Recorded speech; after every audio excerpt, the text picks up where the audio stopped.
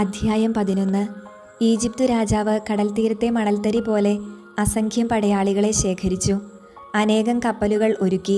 തന്ത്രപൂർവ്വം അലക്സാണ്ടറിൻ്റെ സാമ്രാജ്യം തട്ടിയെടുത്ത് തൻ്റേതിനോട് ചേർക്കാൻ അവൻ ഉദ്യമിച്ചു. സമാധാന വചസ്സുകളുമായി അവൻ സിറിയായിലേക്ക് പുറപ്പെട്ടു.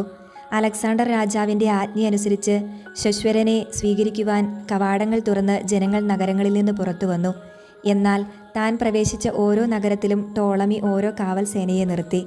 അവൻ അസോത്തൂസിനെ സമീപിച്ചപ്പോൾ അഗ്നിക്കിരയായ ദാഗോൺ ക്ഷേത്രവും നശിപ്പിക്കപ്പെട്ട അസോത്തൂസും ഉപനഗരങ്ങളും ചിതറിക്കിടക്കുന്ന ശരീരങ്ങളും ജോനാഥൻ യുദ്ധത്തിൽ ദഹിപ്പിച്ചവരുടെ കരിഞ്ഞ ജഡങ്ങളും അവന് കാണിച്ചു കൊടുത്തു.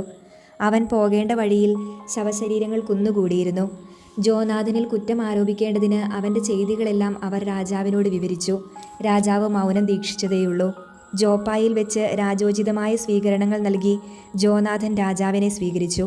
അവർ പരസ്പരം അഭിവാദനം ചെയ്യുകയും അന്നു രാത്രി അവിടെ ചെലവഴിക്കുകയും ചെയ്തു. എലവത്തൂരൂസ് നദി വരെ രാജാവിനെ അനുയാത്ര ചെയ്തതിനു ശേഷം ജോനാഥൻ ജെറുസലേമിലേക്ക് തിരിച്ചു പോന്നു. സെലൂക്കി വരെയുള്ള സമുദ്ര നദീതീരങ്ങളുടെ ഭരണാധികാരം ടോളമി രാജാവിന് ലഭിച്ചു. അവൻ അലക്സാണ്ടറിനെതിരെ ദുരാലോചനകൾ തുടർന്നു. ദൂതന്മാർ വഴി അവൻ ദെമെത്രിയൂസ് രാജാവിനെ ഇപ്രകാരം അറിയിച്ചു: നമുക്കൊരു ഉടമ്പടി ചെയ്യാം. അലക്സാണ്ടറിനു തൻ്റെ ഭാര്യയായി നൽകിയ എൻ്റെ മകളെ നിനക്കു ഞാൻ വിവാഹം ചെയ്തു തരാം. നിനക്ക് നിൻ്റെ പിതാവിൻ്റെ സാമ്രാജ്യത്തിൽ മേൽ ഭരണം നടത്തുകയുമാകാം. എൻ്റെ മകളെ അവന് ഭാര്യയായി നൽകിയതിൽ ഞാനിപ്പോൾ ഖേദിക്കുന്നു. കാരണം അവൻ എന്നെ വധിക്കാൻ ശ്രമിച്ചു. അലക്സാണ്ടറിൻ്റെ സാമ്രാജ്യം മോഹിച്ചിരുന്നതിനാൽ ടോളമി അവനെതിരെ കുറ്റാരോപണം നടത്തി. തൻ്റെ മകളെ അലക്സാണ്ടറിൽ നിന്ന് തിരിച്ചെടുത്ത് അവൻ ദെമെത്രിയൂസിന് നൽകി. അലക്സാണ്ടറുമായുള്ള സ്നേഹബന്ധം അവൻ വേർപെടുത്തി. അവർ തമ്മിലുള്ള ശത്രുത പരസ്യമായി. ടോളമി അന്ത്യോക്യായിൽ പ്രവേശിച്ച് ഏഷ്യയുടെ കിരീടമണിഞ്ഞു. അങ്ങനെ അവൻ 2 രാജ്യങ്ങളുടെ ഈജിപ്തിൻ്റെയും ഏഷ്യയുടെയും അധിപനായി. ആ സമയം കിലിക്യായിലുള്ള ജനങ്ങൾ ഒരു വിപ്ലവത്തിന് ഒരുമ്പെട്ടതിനാൽ അലക്സാണ്ടർ രാജാവ് അവിടെ വന്നിട്ടുണ്ടായിരുന്നു. വിവരങ്ങൾ അറിഞ്ഞ് അലക്സാണ്ടർ ടോളമിക്കെതിരെ പുറപ്പെട്ടു. ടോളമി അതിശക്തമായ ഒരു സൈന്യത്തോടെ വന്ന് അവനെ തോൽപ്പിച്ചോടിച്ചു. പലായനം ചെയ്ത അലക്സാണ്ടർ അറേബ്യയിൽ അഭയം പ്രാപിച്ചു. ടോളമി രാജാവ് അങ്ങനെ വിജയിയായി. അറേബ്യനായ സബ്ദിയേൽ അലക്സാണ്ടറിൻ്റെ ശിരസ് ഛേദിച്ച് ടോളമിക്ക് അയച്ചു കൊടുത്തു. എന്നാൽ 3 ദിവസങ്ങൾക്കു ശേഷം ടോളമി രാജാവ് മരണമടഞ്ഞു. കോട്ടകളിലുണ്ടായിരുന്ന അവൻ്റെ സേന മുഴുവൻ തദ്ദേശവാസികളാൽ കൊല്ലപ്പെട്ടു. അങ്ങനെ 167 ആണ്ടിൽ ദെമെത്രിയൂസ് രാജാവായി. ജെറുസലേമിലുള്ള കോട്ട പിടിച്ചടക്കുന്നതിനു വേണ്ടി യൂദയായിലുള്ള ജനങ്ങളെ മുഴുവൻ ജോനാഥൻ വിളിച്ചുകൂട്ടി. അതിനെതിരെ പ്രയോഗിക്കാൻ പല യുദ്ധോപകരണങ്ങളും അവൻ നിർമ്മിച്ചു. സ്വന്തം ജനത്തെ തന്നെ വെറുത്തിരുന്ന ചില അധർമ്മികൾ ചെന്ന് ജോനാഥൻ വലിയൊരു സൈന്യസന്നാഹത്തോടെ കോട്ട ആക്രമിക്കുന്ന വിവരം രാജാവിനെ ധരിപ്പിച്ചു. ഇതുകേട്ട് അവൻ രോഷാകുലനായി ഉടനെ തന്നെ ടോളമായിസിലേക്ക് വന്നു. ദുർഗാക്രമണം തുടരരുതെന്നും സംഭാഷണത്തിനായി എത്രയും വേഗം ടോളമായിസിൽ വന്ന് തന്നെ കാണണമെന്നും ജോനാഥൻ എഴുതി. ഇതറിഞ്ഞപ്പോൾ ദുർഗാക്രമണം തുടരാനാണ് ജോനാഥൻ ആജ്ഞാപിച്ചത്. ഇസ്രായേലിലെ ഏതാനും പുരോഹിതന്മാരെയും ശ്രേഷ്ഠന്മാരെയും തിരഞ്ഞെടുത്ത് ആപത്തിനെ നേരിടാൻ അവൻ തീരുമാനിച്ചു. സ്വർണവും വെള്ളിയും തുണിത്തരങ്ങളും മറ്റു നിരവധി സമ്മാനങ്ങളുമായി അവൻ ടോളമായിസിൽ രാജാവിൻ്റെ അടുക്കൽ ചെന്നു. അവൻ രാജപ്രീതിക്ക് പാത്രമായി. സ്വജനത്തിൽപ്പെട്ട ചില അധർമ്മികൾ അവനെതിരെ പരാതി പറഞ്ഞു. എങ്കിലും രാജാവ് തൻ്റെ മുൻഗാമികളെ പോലെ തന്നെ അവനോട് വർത്തിക്കുകയും സുഹൃത്തുക്കളുടെ മുന്നിൽ വെച്ച് അവനെ ആദരിക്കുകയും ചെയ്തു. രാജാവ് അവൻ്റെ പ്രധാന പുരോഹിത സ്ഥാനവും മുൻപുണ്ടായിരുന്ന മറ്റു ബഹുമതികളും സ്ഥിരീകരിക്കുകയും അവനെ തൻ്റെ പ്രമുഖ സ്നേഹിതന്മാരിൽ ഒരുവനായി പരിഗണിക്കുകയും ചെയ്തു. യൂദയായെയും സമരിയായിലെ 3 പ്രവിശ്യകളെയും കപ്പത്തിൽ നിന്ന് ഒഴിവാക്കണമെന്ന് അപ്പോൾ ജോനാഥൻ രാജാവിനോട് അഭ്യർത്ഥിച്ചു. പകരം 300 താലന്ത് അവൻ വാഗ്ദാനം ചെയ്തു. രാജാവ് അത് സമ്മതിച്ചു. അതിനെക്കുറിച്ച് രാജാവ് ജോനാഥൻ എഴുതിയതിൻ്റെ ഉള്ളടക്കം ഇതായിരുന്നു: സഹോദരനായ ജോനാഥനും യഹൂദ ജനതയ്ക്കും ദെമെത്രിയൂസ് രാജാവിൻ്റെ അഭിവാദനം. നിങ്ങളെ സംബന്ധിച്ച് ഞങ്ങളുടെ ബന്ധുവായ ലാസ്തനസിന് ഞാൻ എഴുതിയ കത്തിൻ്റെ ഉള്ളടക്കം ഗ്രഹിക്കേണ്ടതിന് അതിൻ്റെ പകർപ്പ് നിങ്ങൾക്കും അയക്കുന്നു. പിതാവായ ലാസ്തനസിന് ദെമെത്രിയൂസ് രാജാവിൻ്റെ അഭിവാദനം. ഞങ്ങളുടെ മിത്രങ്ങളും ഞങ്ങളോടുള്ള കടപ്പാട് നിർവഹിക്കുന്നവരുമായ യഹൂദ ജനത്തിന് അവർ കാണിച്ച സന്മനസ്സിനെ പ്രതി നന്മ ചെയ്യാൻ ഞങ്ങൾ ഉറച്ചിരിക്കുന്നു. യൂദയായും സമരിയായിൽ നിന്ന് യൂദയായോട് ചേർക്കപ്പെട്ട അഫൈറേമ, ലിദ്ദ, റഥാമീൻ എന്നീ പ്രവിശ്യകളും അവർക്ക് മുൻകാലങ്ങളിൽ ആണ്ടുതോറും ധാന്യങ്ങളിൽ നിന്നും വൃക്ഷഫലങ്ങളിൽ നിന്നും ഈടാക്കിയിരുന്ന രാജകീയ നികുതി ഞങ്ങൾ ഇളവ് ചെയ്തു കൊടുക്കുന്നു. കൂടാതെ ദശാംശം, കപ്പം, ഉപ്പളങ്ങളിൽ മേലുള്ള ഭോഗങ്ങൾ, കിരീട നികുതി എന്നീ ഇനങ്ങളിൽ ഞങ്ങൾക്ക് ലഭിക്കേണ്ടി വന്ന വിഹിതവും ഞങ്ങൾ ഇളവു ചെയ്യുന്നു. ഈ ആനുകൂല്യങ്ങളിൽ ഒന്നും മേലിൽ നീക്കം ചെയ്യപ്പെടുകയില്ല. അതിനാൽ ഇതിൻ്റെ ഒരു പകർപ്പെടുക്കാൻ ശ്രദ്ധിക്കുക. അത് ജോനാഥന് നൽകുകയും അവൻ വിശുദ്ധഗിരിയിൽ ശ്രദ്ധേയമായ ഒരിടത്ത് അത് സ്ഥാപിക്കുകയും ചെയ്യട്ടെ. തൻ്റെ ഭരണത്തിൽ രാജ്യം ശാന്തമാണെന്നും തന്നോട് ആർക്കും എതിർപ്പില്ലെന്നും കണ്ട് ദെമത്രിയൂസ് രാജാവ് വിജാതീയ ദ്വീപുകളിൽ നിന്ന് ശേഖരിച്ച വിദേശീയ സൈനികരെ ഒഴികെ മറ്റു സേനാ വിഭാഗങ്ങളെ അവരവരുടെ നാടുകളിലേക്ക് പിരിച്ചയച്ചു. തന്മൂലം അവൻ്റെ പിതാക്കന്മാരെ സേവിച്ചു പോന്ന പടയാളികൾ അവനെ വെറുത്തു. മുൻകാലത്ത് അലക്സാണ്ടറിനെ തുണച്ചിരുന്ന ഒരുവനാണ് ട്രിഫ. സൈന്യം മുഴുവൻ ദെമത്രിയൂസിനെതിരെ പിറുപിറുക്കുന്നു എന്ന് കണ്ട് അവൻ അലക്സാണ്ടറിൻ്റെ കൊച്ചുമകൻ അന്തിയോക്കസിനെ വളർത്തിയിരുന്ന അറബിയായ ഇമാൽക്കുവേയുടെ അടുത്തു ചെന്നു. പിതാവിൻ്റെ സ്ഥാനത്ത് രാജാവാകേണ്ടതിന് അന്തിയോക്കസിനെ വിട്ടുതരണമെന്ന് ട്രിഫ നിർബന്ധിച്ചു. ദെമത്രിയൂസിൻ്റെ ചെയ്തികളെക്കുറിച്ചും അവനെ സ്വന്തം സേനകൾ വെറുക്കുന്നതിനെക്കുറിച്ചും ഇമാൽക്കുവേയ്ക്ക് വിശദീകരിച്ചു കൊടുത്തു. കുറേ ദിവസം അവൻ അവിടെ താമസിക്കുകയും ചെയ്തു. ജെറുസലേം കോട്ടയിലും മറ്റു ശക്തി ദുർഗങ്ങളിലുമുള്ള സേനാനികളെ ഇസ്രായേലിനെതിരെ പടപൊരുതുക കാരണം അവിടെ നിന്ന് ബഹിഷ്കരിക്കണമെന്ന് ആവശ്യപ്പെട്ടുകൊണ്ട് ജോനാഥൻ ദെമത്രിയൂസ് രാജാവിന് അഭ്യർത്ഥന അയച്ചു. ദെമത്രിയൂസ് ജോനാഥന് ഈ സന്ദേശം അയച്ചു: നിനക്കും ജനത്തിനു വേണ്ടി ഇത് ചെയ്യുക മാത്രമല്ല, സന്ദർഭമുണ്ടായാൽ വലിയ ബഹുമതികൾ നൽകുവാനും ഞാൻ തയ്യാറാണ്. സേനകൾ എന്നോട് വിധേയത്വം പുലർത്തായികയായാൽ എന്നെ സഹായിക്കാൻ കുറേ പേരെ അയച്ചു തന്നാൽ കൊള്ളാം. അതനുസരിച്ച് 3000-ഓളം വീരയോദ്ധാക്കളെ ജോനാഥൻ അന്ത്യോക്യായിലേക്ക് അയച്ചു. അവർ അടുക്കലെത്തിയപ്പോൾ അവരുടെ ആഗമനത്തിൽ രാജാവ് അത്യധികമായി സന്തോഷിച്ചു. രാജാവിനെ കൊല്ലുക എന്ന ലക്ഷ്യത്തോടെ 1,20,000-ഓളം വരുന്ന നഗരവാസികൾ നഗരത്തിൽ ഒന്നിച്ചുകൂടി. രാജാവ് കൊട്ടാരത്തിൽ അഭയം പ്രാപിച്ചു. നഗരത്തിലെ പ്രധാന നിരത്തുകൾ കയ്യേറി നഗരവാസികൾ യുദ്ധം തുടങ്ങി. രാജാവ് യഹൂദരെ സഹായത്തിന് വിളിച്ചു. അവർ ഓടിയെത്തി നഗരത്തിലെങ്ങും നിരന്നു. 1,00,000-ഓളം പേരെ അന്നു തന്നെ കൊന്നൊടുക്കി. അവർ നഗരത്തെ അഗ്നിക്കിരയാക്കി. ധാരാളം കൊള്ളവസ്തുക്കൾ കൈക്കലാക്കി. അങ്ങനെ രാജാവിനെ രക്ഷിക്കുകയും ചെയ്തു. യഹൂദർ നഗരം കൈയടക്കുകയും യഥേഷ്ടം അതിന്മേൽ ആധിപത്യം പുലർത്തുകയും ചെയ്യുന്നത് കണ്ട് നഗരവാസികൾ അസ്തധൈര്യരായി. രാജസന്നിധിയിൽ അങ്ങനെ തന്നെ കേണപേക്ഷിച്ചു: ഞങ്ങൾക്ക് സമാധാനം നൽകണമേ. ഞങ്ങൾക്കും നഗരത്തിനുമെതിരെയുള്ള യുദ്ധത്തിൽ നിന്ന് യഹൂദരെ പിന്തിരിപ്പിക്കണമേ. അവർ ആയുധം ഉപേക്ഷിച്ച് സമാധാന ഉടമ്പടിയിൽ ഏർപ്പെട്ടു. രാജാവിൻ്റെയും ജനത്തിൻ്റെയും മുൻപിൽ യഹൂദർ ഏറെ ബഹുമാനിതരായി. ധാരാളം കൊള്ളവസ്തുക്കളുമായി അവർ ജെറുസലേമിലേക്ക് മടങ്ങി. ദെമത്രിയൂസ് രാജാവ് സിംഹാസനത്തിൽ തുടർന്നു. അവൻ്റെ ഭരണത്തിൻ കീഴിൽ ദേശത്ത് സമാധാനം നിലനിന്നു. എന്നാൽ അവൻ തൻ്റെ വാഗ്ദാനങ്ങളെല്ലാം ലംഘിച്ചു. ജോനാഥനിൽ നിന്ന് അകന്നു. ജോനാഥൻ ചെയ്ത ഉപകാരങ്ങൾക്ക് പ്രത്യുപകാരം ചെയ്തില്ലെന്നു മാത്രമല്ല, അവനെ വളരെയേറെ ദ്രോഹിക്കുകയും ചെയ്തു. ബാലനായ അന്തിയോക്കസുമായി ട്രിഫ തിരിച്ചെത്തി. അന്തിയോക്കസ് കിരീടം ധരിച്ച് ഭരണം ആരംഭിച്ചു. ദെമത്രിയൂസ് പിരിച്ചുവിട്ട സേനകൾ അവൻ്റെ പക്ഷം ചേർന്നു. ദെമത്രിയൂസിനെതിരെ പൊരുതി. ദെമത്രിയൂസ് പരാജിതനായി പലായനം ചെയ്തു. ട്രിഫ ആനകളെ കൈവശപ്പെടുത്തുകയും അന്ത്യോക്യ തൻ്റെ നിയന്ത്രണത്തിലാക്കുകയും ചെയ്തു. യുവരാജാവായ അന്തിയോക്കസ് ജോനാഥന് ഈ വിധം എഴുതി: പ്രധാന പുരോഹിതനായി ഞാൻ നിന്നെ സ്ഥിരീകരിക്കുകയും 4 പ്രവിശ്യകളുടെ ആധിപത്യം ഏൽപ്പിക്കുകയും രാജമിത്രങ്ങളിൽ ഒരാളായി നിന്നെ പരിഗണിക്കുകയും ചെയ്യുന്നു. രാജാവ് അവനൊരു സ്വർണ്ണത്തളികയും മറ്റു ഭോജനോപകരണങ്ങളും കൊടുത്തു. സുവർണ ചഷകങ്ങളിൽ നിന്ന് പാനം ചെയ്യാനും രാജവസ്ത്രവും സ്വർണ്ണക്കൊളുത്തും ധരിക്കാനുള്ള അവകാശവും നൽകി. ജോനാഥൻ്റെ സഹോദരനായ ശിമയോനെ ടൈറിലെ ലാദർ മുതൽ ഈജിപ്തിൻ്റെ അതിർത്തികൾ വരെയുള്ള പ്രദേശങ്ങളുടെ അധിപനാക്കുകയും ചെയ്തു. ജോനാഥൻ പുറപ്പെട്ട് നദീക്കരയുള്ള ദേശത്തും നഗരങ്ങളിലും സഞ്ചരിച്ചു. സിറിയ സൈന്യം അവനോട് സഖ്യം ചേർന്നു. അസ്കലോണിലെത്തിയപ്പോൾ നഗരവാസികൾ അവനെ സ്വീകരിക്കുകയും ആദരങ്ങൾ അർപ്പിക്കുകയും ചെയ്തു. അവിടെ നിന്ന് അവൻ ഗാസായിലേക്ക് പോയി. എന്നാൽ ഗാസ നിവാസികൾ അവനെതിരെ നഗര കവാടങ്ങൾ അടച്ചുകളഞ്ഞു. അതിനാൽ അവൻ നഗരം വളയുകയും സമീപ പ്രദേശങ്ങൾ അഗ്നിക്കിരയാക്കുകയും കൊള്ളയടിക്കുകയും ചെയ്തു. ഗാസ നിവാസികൾ ജോനാഥനോട് കേണപേക്ഷിക്കുകയും അവൻ അവരുമായി സമാധാന ഉടമ്പടി സ്ഥാപിക്കുകയും ചെയ്തു. അവരുടെ ഭരണാധിപന്മാരുടെ മക്കളെ ജാമ്യത്തടവുകാരായി പിടിച്ച് അവൻ ജെറുസലേമിലേക്ക് അയച്ചു. ദമാസ്കസ് വരെ അവൻ രാജ്യത്തുടനീളം സഞ്ചരിച്ചു. തന്നെ അധികാരത്തിൽ നിന്ന് തുരത്താൻ ഉദ്ദേശിച്ചുകൊണ്ട് വലിയൊരു സൈന്യവുമായി ദെമത്രിയൂസിൻ്റെ സേനകൾ ഗലീലയിലെ കാദശിൽ എത്തിയിട്ടുണ്ടെന്ന് ജോനാഥൻ കേട്ടു. സഹോദരനായ ശിമയോനെ നാട്ടിൽ തന്നെ നിർത്തിയിട്ട് അവരെ നേരിടുന്നതിനായി അവൻ പുറപ്പെട്ടു.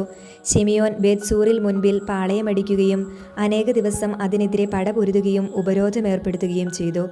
അവർ അപ്പോൾ സമാധാന ഉടമ്പടികൾക്കായി അപേക്ഷിക്കുകയും അവൻ അതിന് സമ്മതിക്കുകയും ചെയ്തു. അവൻ അവിടെ നിന്ന് അവരെ പുറത്താക്കി നഗരം കൈവശപ്പെടുത്തുകയും ഒരു കാവൽ സൈന്യത്തെ അവിടെ ഏർപ്പെടുത്തുകയും ചെയ്തു. ഗനേസരത്ത് തടാകത്തിനരികെ ജോനാഥനും സേനയും പാളയമടിച്ചു. അതിരാവിലെ തന്നെ അവർ ഹാസോർ സമതലത്തിലേക്ക് തിരിച്ചു. അവിടെ വെച്ച് വിദേശീയ സൈന്യം അവനുമായി ഏറ്റുമുട്ടി. അവനെതിരെ മലകളിൽ അവർ കെണിയൊരുക്കിയിരുന്നു. അവർ അവനെ മുഖത്തോട് മുഖം എതിർത്തു. അപ്പോൾ പതിയിരുന്നവർ ഒളിസ്ഥലങ്ങളിൽ നിന്ന് വന്ന് യുദ്ധത്തിൽ ചേർന്നു. ജോനാഥനോടൊപ്പം ഉണ്ടായിരുന്നവരെല്ലാം പലായനം ചെയ്തു. അബ്സുലോമിൻ്റെ മകൻ മത്തിത്തായാസും കാൽഫിയുടെ മകൻ യൂദാസും ഒഴികെ ആരും അവശേഷിച്ചില്ല. ഇരുവരും സൈന്യാധിപന്മാരായിരുന്നു. ജോനാഥൻ വസ്ത്രം കീറി തലയിൽ പൂഴി വിതറി പ്രാർത്ഥിച്ചു. അവൻ മടങ്ങിച്ചെന്ന് ശത്രുവിനോട് യുദ്ധം ചെയ്ത് അവരെ തുരുത്തി. അവർ പലായനം ചെയ്തു. അവനെ വിട്ട് ഓടിപ്പോയവർ ഇത് കണ്ട് തിരിച്ചു വന്ന് അവനോട് ചേർന്നു. അവർ ശത്രുക്കളെ പിന്തുടർന്ന് കാദേശിലുള്ള അവരുടെ പാളയത്തിലെത്തുകയും അവിടെ പാളയമടിക്കുകയും ചെയ്തു. വിദേശീയരിൽ 3000 പേർ അന്ന് മരിച്ചു വീണു. അനന്തരം ജോനാഥൻ ജെറുസലേമിലേക്ക് മടങ്ങി. സ്പാർത്തായുമായി സഖ്യം. സമയം അനുകൂലമാണെന്ന് കണ്ട് ജോനാഥൻ റോമാക്കാരുമായുള്ള സൗഹൃദം ഉറപ്പിക്കുന്നതിനും നവീകരിക്കുന്നതിനും വേണ്ടി ഏതാനും പേരെ തിരഞ്ഞെടുത്ത് റോമായിലേക്ക് അയച്ചു. അതിനുവേണ്ടി തന്നെ സ്പാർത്തായിലേക്കും മറ്റ് സ്ഥലങ്ങളിലേക്കും അവൻ സന്ദേശം അയച്ചു. അവർ റോമായിലെത്തി അവിടുത്തെ പ്രതിനിധി സഭയിൽ പ്രവേശിച്ചു പറഞ്ഞു, പ്രധാന പുരോഹിതനായ ജോനാഥനും യഹൂദ ജനതയും റോമാക്കാരുമായുള്ള മുൻ സൗഹൃദവും സഖ്യവും നവീകരിക്കുന്നതിന് ഞങ്ങളെ അയച്ചിരിക്കുന്നു. യൂദാദേശത്തേക്ക് സുരക്ഷിതരായി മടങ്ങിപ്പോകുന്നതിന് അവർക്ക് ആവശ്യമായതെല്ലാം ചെയ്തു കൊടുക്കാൻ ബന്ധപ്പെട്ടവർക്ക് നിർദ്ദേശം നൽകിക്കൊണ്ടുള്ള കത്തുകൾ റോമാക്കാർ അവരെ ഏൽപ്പിച്ചു. ജോനാഥൻ സ്പാർത്താക്കാർക്ക് എഴുതിയ കത്തിൻ്റെ പകർപ്പാണിത്. പ്രധാന പുരോഹിതനായ ജോനാഥനും രാജ്യത്തിലെ പ്രതിനിധി സഭയും പുരോഹിതന്മാരും മറ്റ് യഹൂദരും സ്പാർത്തായിലെ തങ്ങളുടെ സഹോദരർക്ക് അഭിവാദനം അർപ്പിക്കുന്നു. ഇതോടൊപ്പം അയക്കുന്ന പകർപ്പ് വ്യക്തമാക്കുന്നത് പോലെ നിങ്ങൾ ഞങ്ങളുടെ സഹോദരരാണെന്ന് പ്രസ്താവിച്ചുകൊണ്ട് നിങ്ങളുടെ രാജാവായ ആരിയൂസ് പ്രധാന പുരോഹിതനായ ഓനിയാസിന് മുൻപൊരു കത്തയച്ചിരുന്നല്ലോ. ഓനിയാസ് ദൂതനെ ആദരപൂർവ്വം സ്വീകരിക്കുകയും സഖ്യത്തിൻ്റെയും സൗഹൃദത്തിൻ്റെയും വ്യക്തമായ പ്രഖ്യാപനമടങ്ങുന്ന ആ കത്ത് കൈപ്പറ്റുകയും ചെയ്തു. ഞങ്ങളുടെ കൈവശമുള്ള വിശുദ്ധ ഗ്രന്ഥങ്ങൾ ഞങ്ങൾക്ക് ആത്മധൈര്യം പകരുന്നതുകൊണ്ട് ഞങ്ങൾക്ക് ഇവയൊന്നും ആവശ്യമില്ലെങ്കിലും നിങ്ങളുമായുള്ള സാഹോദര്യവും സൗഹൃദവും നവീകരിക്കുന്നതിന് ആളയക്കാൻ ഞങ്ങൾ തീരുമാനിച്ചു. നിങ്ങൾ ഞങ്ങൾക്ക് കത്തയച്ചിട്ട് ഏറെക്കാലം കഴിഞ്ഞിരിക്കയാൽ നാം തമ്മിൽ അകൽച്ച ഉണ്ടാകാതിരിക്കേണ്ടതിന് തന്നെ ഞങ്ങൾ നിങ്ങളെ ഓരോ അവസരത്തിലും തിരുനാളുകളിലും മറ്റു വിശേഷ ദിവസങ്ങളിലും ബലിയർപ്പണത്തിലും പ്രാർത്ഥനകളിലും നിരന്തരം അനുസ്മരിക്കുന്നു. സഹോദരരെ അനുസ്മരിക്കുക ഉചിതവും ന്യായവുമാണല്ലോ. നിങ്ങളുടെ മഹത്വത്തിൽ ഞങ്ങൾ ആഹ്ലാദിക്കുന്നു. ഞങ്ങളെയാകട്ടെ ഏറെ പീഡനങ്ങളും യുദ്ധങ്ങളും വലയം ചെയ്തിരിക്കുന്നു. ചുറ്റുമുള്ള രാജാക്കന്മാർ ഞങ്ങൾക്കെതിരെ യുദ്ധത്തിന് വരികയും ചെയ്തിരിക്കുന്നു. നിങ്ങളുടെ മറ്റു സഖ്യകക്ഷികളെയോ സുഹൃത്തുക്കളെയോ ഈ യുദ്ധങ്ങളുടെ പേരിൽ ബുദ്ധിമുട്ടിക്കാൻ ഞങ്ങൾ ആഗ്രഹിച്ചില്ല. സ്വർഗത്തിൽ നിന്ന് വരുന്ന സഹായം ഞങ്ങൾക്കുണ്ട്. ശത്രുവിൽ നിന്ന് ഞങ്ങൾ രക്ഷ നേടി. അവർ ലജ്ജിതരായി. റോമാക്കാരുമായുള്ള ഞങ്ങളുടെ മുൻ സൗഹൃദവും സഖ്യവും നവീകരിക്കുന്നതിന് അന്തിയോക്കസിൻ്റെ മകൻ നുമേനിയൂസിനെയും ജാസിൻ്റെ മകൻ അന്തിപ്പാത്രനെയും ഞങ്ങൾ തിരഞ്ഞെടുത്ത് അയച്ചിരിക്കുന്നു. നിങ്ങളുടെ അടുത്ത് വന്ന് അഭിവാദനം അർപ്പിക്കുന്നതിനും നമ്മുടെ സാഹോദര്യം നവീകരിക്കുന്നത് സംബന്ധിച്ചുള്ള ഈ കത്ത് നിങ്ങളെ ഏൽപ്പിക്കുന്നതിനും ഞങ്ങൾ അവരോട് നിർദ്ദേശിച്ചിട്ടുണ്ട്. ദയവായി ഞങ്ങൾക്കിതിന് മറുപടി തരുവിൻ. ഓനിയാസിന് അയച്ച കത്തിൻ്റെ പകർപ്പ് ഇതാണ്. സ്പാർത്തായിലെ രാജാവായ ആരിയൂസ് പ്രധാന പുരോഹിതനായ ഓനിയാസിന് മംഗളം ആശംസിക്കുന്നു. സ്പാർത്താക്കാരും യഹൂദരുടെ സഹോദരരാണെന്നും അബ്രാഹത്തിൻ്റെ വംശത്തിൽപ്പെട്ടവരാണെന്നും രേഖകളിൽ കാണുന്നു. ഇതറിഞ്ഞ സ്ഥിതിക്ക് നിങ്ങളുടെ ക്ഷേമം അറിയിച്ചാലും. ഞങ്ങൾക്ക് എഴുതാനുള്ളത് ഇതാണ്. നിങ്ങളുടെ കന്നുകാലികളും വസ്തുവകകളും ഞങ്ങൾക്കുള്ളതാകുന്നു, ഞങ്ങളുടേത് നിങ്ങൾക്കുള്ളതും. ഈ വിവരം നിങ്ങളെ അറിയിക്കണമെന്ന് ദൂതന്മാരോട് ഞങ്ങൾ ആജ്ഞാപിച്ചിട്ടുണ്ട്. ദെമെത്രിയൂസിനെതിരെ യുദ്ധം. ദെമെത്രിയൂസിൻ്റെ സേനാധിപന്മാർ മുമ്പത്തേക്കാൾ വലിയൊരു സൈന്യവുമായി തനിക്കെതിരെ വീണ്ടും പടക്കി വന്നിട്ടുണ്ടെന്ന് ജോനാഥൻ കേട്ടു. ജെറുസലേമിൽ നിന്ന് പുറപ്പെട്ട് ഹാമാത്ത് പ്രദേശത്ത് വെച്ച് അവൻ അവരുമായി ഏറ്റുമുട്ടി. തൻ്റെ രാജ്യം ആക്രമിക്കാൻ അവൻ അവർക്ക് അവസരം നൽകിയില്ല. അവൻ അവരുടെ പാളയത്തിലേക്ക് ചാരന്മാരെ അയച്ചു. രാത്രിയിൽ യഹൂദരുടെ മേൽ ചാടി വീഴാൻ ശത്രു ഒരുങ്ങി നിൽക്കുകയാണെന്ന് അവൻ അവർക്ക് വിവരം നൽകി. സൂര്യാസ്തമയമായപ്പോൾ രാത്രി മുഴുവൻ യുദ്ധത്തിന് തയ്യാറായി ആയുധവുമേന്തി ജാഗരൂകതയോടെ നിൽക്കാൻ ജോനാഥൻ തൻ്റെ സേനകളോട് ആജ്ഞാപിക്കുകയും പാളയത്തിനു ചുറ്റും ഉപരക്ഷാസേനയെ ഏർപ്പെടുത്തുകയും ചെയ്തു. ജോനാഥനും സൈന്യവും യുദ്ധസജ്ജരാണെന്ന് കേട്ട് ശത്രുക്കൾ ഭയചകിതരും നഷ്ടധൈര്യരുമായി. പാളയത്തിൽ വിളക്ക് കൊളുത്തിയിട്ട് അവർ പിൻവാങ്ങി. വിളക്കുകൾ കത്തിക്കൊണ്ടിരുന്നത് കാണുകയാൽ ജോനാഥനും സൈന്യവും നേരം പുലരുന്നതുവരെ ഇക്കാര്യം അറിഞ്ഞില്ല. ജോനാഥൻ പിന്തുടർന്നുവെങ്കിലും അവർ എലുത്തേരൂസ് നദി കടന്നിരുന്നതിനാൽ അവരെ മറികടക്കാൻ കഴിഞ്ഞില്ല. ജോനാഥൻ സബദിയർ എന്ന അറിയപ്പെട്ടിരുന്ന അറബികളെ ആക്രമിച്ച് കീഴടക്കുകയും അവരെ കൊള്ളയടിക്കുകയും ചെയ്തു. പാളയം വിട്ട് അവൻ ദമാസ്കസിലെത്തുകയും ആ പ്രദേശത്തിലൂടെ മുന്നേറുകയും ചെയ്തു. ശിമയോൻ അസ്കലോണും അതിനടുത്തുള്ള ശക്തി കേന്ദ്രങ്ങളും വരെ രാജ്യത്തുടനീളം മുന്നേറി. അവൻ ജോപ്പായിൽ കടന്ന് ഓർക്കാപ്പുറത്ത് അത് അധീനമാക്കി. ദെമെത്രിയൂസ് അയച്ചിരുന്ന സൈന്യത്തിന് കോട്ട വിട്ടുകൊടുക്കാൻ അവർ തയ്യാറായിരുന്നു എന്ന് അവൻ കേട്ടിരുന്നു. അതിൻ്റെ സംരക്ഷണത്തിനായി ഒരു കാവൽ സേനയെ അവൻ നിയോഗിച്ചു. ജെറുസലേം സുരക്ഷിതമാക്കുന്നു. ജോനാഥൻ തിരിച്ചുവന്ന് ജനത്തിലെ ശ്രേഷ്ഠന്മാരെ വിളിച്ചുകൂട്ടി യൂദയായിൽ ശക്തിദുർഗങ്ങൾ നിർമ്മിക്കുന്നതിനെക്കുറിച്ച് ആലോചിച്ചു. ജെറുസലേമിൻ്റെ മതിലുകൾക്ക് ഉയരം കൂട്ടുക, സൈന്യത്തിന് ക്രയവിക്രയം നടത്താനാകാത്ത വിധം നഗരത്തെ ഒറ്റപ്പെടുത്താൻ അതിനു ചുറ്റും കോട്ടയ്ക്ക് ഇടയിൽ ഉയർന്ന മതിൽ നിർമ്മിക്കുക എന്നിവയെക്കുറിച്ചും അവർ ആലോചിച്ചു. നഗരനിർമ്മാണത്തിനായി അവർ ഒന്നിച്ചുകൂടി. കിഴക്കുവശത്തെ താഴ്വരയിൽ ഉണ്ടായിരുന്ന മതിലിൻ്റെ ഒരു ഭാഗം നിലം പതിച്ചിരുന്നു. കഫേനാഥ എന്നറിയപ്പെടുന്ന ആ ഭാഗം അവർ പുനരുദ്ധരിച്ചു. ശിമയോൻ ഷെഫേലായിലെ ആദീത നിർമ്മിച്ചു. ഓടാമ്പലുള്ള വാതിലുകൾ വെച്ച് അതിനെ സുരക്ഷിതമാക്കി. ജോനാഥൻ ശത്രുകരങ്ങളിൽ. ഏഷ്യയുടെ രാജാവായി കിരീടം ധരിക്കുന്നതിനും അന്തിയോക്കസ് രാജാവിനെതിരെ കരമുയർത്തുന്നതിനും ട്രിഫോ ശ്രമിച്ചു. ജോനാഥൻ അത് സമ്മതിക്കുകയില്ലെന്നും തനിക്കെതിരെ യുദ്ധത്തിന് വന്നേക്കുമെന്നും അവൻ ഭയപ്പെട്ടു. തന്മൂലം ജോനാഥനെ പിടികൂടി വധിക്കുന്നതിന് അവസരം അന്വേഷിച്ച് അവൻ സൈന്യവുമായി ബേത്ഷാനിലെത്തി. സമർത്ഥരായ 40,000 യോദ്ധാക്കളുമായി അവനെ നേരിടാൻ ജോനാഥൻ ബേത്ഷാനിലെത്തി. വലിയൊരു സൈന്യവുമായാണ് അവൻ വരുന്നത് കണ്ട് ട്രിഫോ അവനെതിരെ കരമുയർത്താൻ ഭയപ്പെട്ടു. ട്രിഫോ ആദരപൂർവ്വം അവനെ സ്വീകരിക്കുകയും സുഹൃത്തുക്കളോട് അവനെപ്പറ്റി പ്രശംസിച്ചു പറയുകയും ചെയ്തു. അവന് സമ്മാനങ്ങൾ നൽകുകയും തന്നോടെന്ന പോലെ വിധേയത്വം പുലർത്താൻ സൈന്യത്തിനും സുഹൃത്തുക്കൾക്കും നിർദ്ദേശം കൊടുക്കുകയും ചെയ്തു. അവൻ ജോനാഥനോട് പറഞ്ഞു, നാം യുദ്ധത്തിലല്ലാതിരിക്കെ ഈ ആളുകളെ നീ എന്തിനു ബുദ്ധിമുട്ടിച്ചു? ഏതാനും പേരെ നിന്നോടൊത്ത് നിർത്തിയിട്ട് മറ്റുള്ളവരെ അവരവരുടെ വീടുകളിലേക്ക് പറഞ്ഞയക്കുക. എന്നിട്ട് എന്നോടൊപ്പം ടോളമായിസിലേക്ക് വരിക. ഞാൻ അതും മറ്റു ശക്തിദുർഗങ്ങളും ശേഷിക്കുന്ന സൈന്യത്തെയും ഉദ്യോഗസ്ഥന്മാരെയും നിനക്ക് വിട്ടുതരാം. ഞാൻ തിരിച്ച് വീട്ടിലേക്ക് പോയിക്കൊള്ളാം. ഇക്കാര്യം സാധിക്കുന്നതിന് വേണ്ടിയാണ് ഞാൻ ഇങ്ങോട്ട് വന്നത്.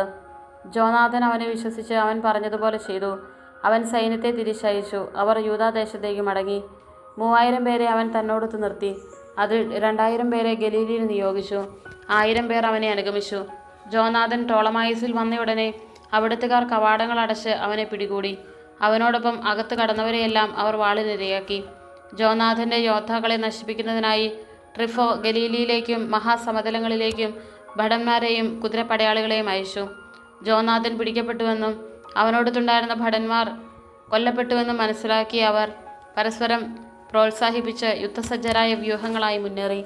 അവർ ജീവന് വേണ്ടിയുള്ള പോരാട്ടത്തിലാണെന്ന് മനസ്സിലാക്കി അവരെ അനുധാവനം ചെയ്തിരുന്നവർ പിന്തിരിഞ്ഞു.